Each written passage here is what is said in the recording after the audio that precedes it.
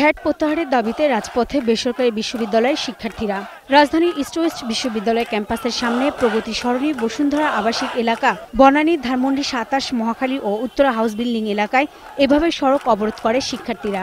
সরকার আমাদেরকে পাবলিকে জায়গা দিতে পারে নাই, তাই আমরা প্রাইভেটে এসেছি। তাই বলে কি এখন প্রাইভেটের উপরে সে ভ্যাট আরোপ করবে? সে কি আজ পর্যন্ত প্রাইভেট সেক্টরে একটা পয়সা দান করেছে? আমাদের পার সেমিস্টারে 40,000 to 45,000 দিতে হয়। এর উপর 7.5% ভ্যাট ইজ হিউজ।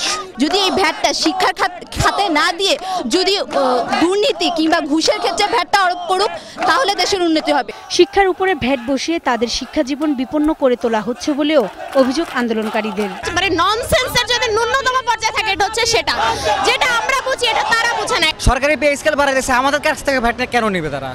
এটা আমাদের যুক্তি, আমাদেরকে দেখান। উন্নত বিশ্ব আমরা যদি তাকাই সেদিকে কোনো দেশে শিক্ষার উপর কখনো ভ্যাট হতে পারে না। এটা পুরো অযৌক্তিক, কারণ শিক্ষা কোনো পণ্য নয়। দীর্ঘদিন থেকে শান্তিপূর্ণ কর্মসূচি পালন করলেও তাদের কথায় কর্ণপাত করা হয়নি বলেও অভিযোগ শিক্ষার্থীদের। এই অবস্থায় ভ্যাট প্রত্যাহার না হলে রাজপথ ছাড়বে না বলেও ঘোষণা দেয় তারা। যতক্ষণ না ভ্যাট বন্ধ না হচ্ছে, ভ্যাট বাতিল না করে, ততক্ষণ পর্যন্ত আমরা এই আন্দোলন চলবে। এটা যতদিন পর্যন্ত সরকার উইথড্র না করবে আমরা থাকবো এখানে, আমাদের অধিকারের জন্য আমরা লড়বো।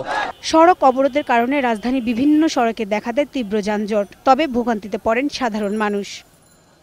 আমরা কলেজ থেকে আসি, কষ্ট হয়ে গেছে, আমার দূরত্ব হয়ে গেছে, আমাদের লিঙ্ক রোডে নামা দিয়েছে, খিলগাঁও থেকে আসি। আমার মনে হয় স্টুডেন্টরা যা করছে সব ঠিকই করছে। গাড়ি আসতেছে না, একদমই গাড়ি বন্ধ করে রাখছে, যার জন্য হেঁটে আসা। যে কোনো ধরনের নাশকতা এড়াতে মোতায়েন করা হয় পুলিশ। বহিরাগত কেউ যাতে কোনো ধরনের বিশৃঙ্খলা সৃষ্টি না করতে পারে, সেজন্য আমাদের এখানে অবস্থান।